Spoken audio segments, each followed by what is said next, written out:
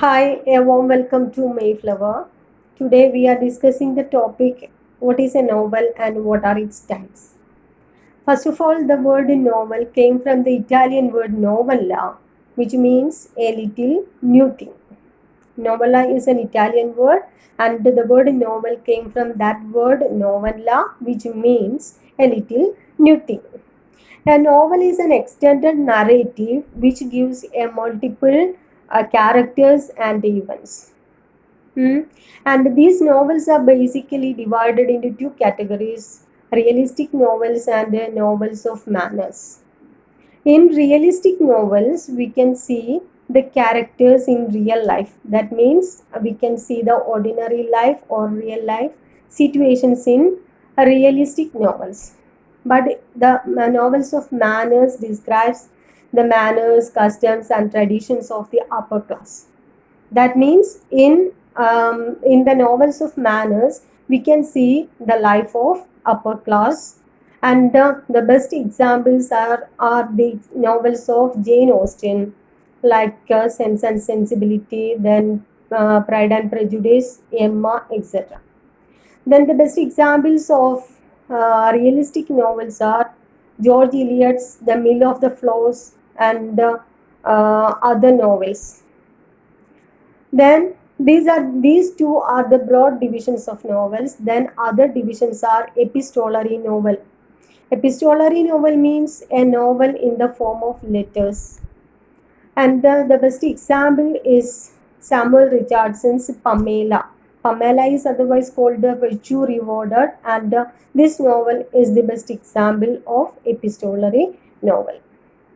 Then the another category is picaresque novel. Picaresque novel means it is a word that came from the word Spanish word picaro. Picaro means a rascal or a rogue. Hmm? And this picaresque novel describes the life of a picaro or a rascal. And such type of novels are called the picaresque novel. And the best example, the first novel is Thomas Nash, The Unfortunate Traveler, and the other examples are the Adventures of Tom Sawyer by Mark Twain, and the Adventures of Augie March by Saul Bellow. Then the next category is anti-novel. Anti-novel means it is just against the traditions of the original novel. That means anti-novel, it is otherwise called a Novo-Roman novels, and in these types we can see a violation of the traditional rules and regulations of the novel. The best examples are Tristram Shandy by Lawrence Stearns and The Waves by Virginia Woolf. Then another category is a social novel. In such type of novels, we can see the influence of society in one's life. That means the social influence in one's life is seen in social novels. The best example is Charles Dickens novels, and in Charles Dickens novels, we can see the influence of Industrial Revolution. Hmm. The best examples are Charles Dickens novels like David Copperfield, Great Expectations, etc. The next one is historical novels. Historical novels means it describes the historical events or personalities. Historical events or personalities are described in historical novels, and these type of novels were popularized by Walter Scott. In his Waverley novels, we can see such elements, historical elements. And the best examples are Ivanhoe by Walter Scott, then Tale of Two Cities by Charles Dickens, and War and Peace by Tolstoy. Then the another example is a detective novel.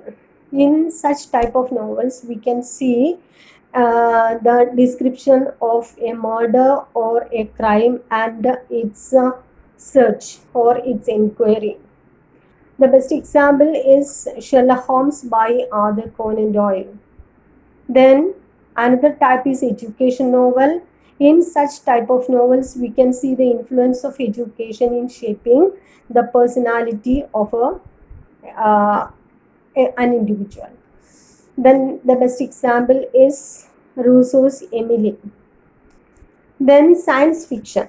Next category is science fiction. In science fiction, it describes, or science fiction describes, the influence of science and technology in one's life. The best example is H.G. Wells' The Time Machine. He always, that means H.G. Wells always describes the advantages of science and technology. And in his novel, The Time Machine, we can see science elements or technological elements, and so this novel can be called a science fiction. Then the next one is Gothic novels. In Gothic novels, we can see a combination of mystery, then horror, then chivalry and magic. And it was Horace Walpole who popularized these type of novels. And the best examples are The Castle of Otranto by Horace Walpole, then Mary Shelley's Frankenstein. These two novels are the best examples of Gothic novels.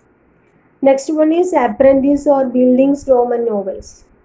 In this type of novels, that means apprentice novel or Bildungsroman novels, we can see the development of a person from adolescence to maturity. The life of a person from adolescence to maturity is described in apprentice novel or Bildungsroman novel, and these type of novels are always autobiographical in nature. The best examples are Charles Dickens' Great Expectations, then A Portrait of an Artist as a Young Man by James Joyce is another example of this apprentice or Bildungsroman novel. Then the last category is Kunstillroman novels, and the Kunstillroman novel means it is a type of apprentice novel in which the life of or the development of a person as a painter or an author is described. An apprentice novel means it describes the life of a person from adolescence to maturity. In Kunstillroman novels, there we can see the development of a person to an author or a painter. Such type of novels are called the Kunstillroman novels. These are the types of novels. Hope you enjoyed it. Thank you very much.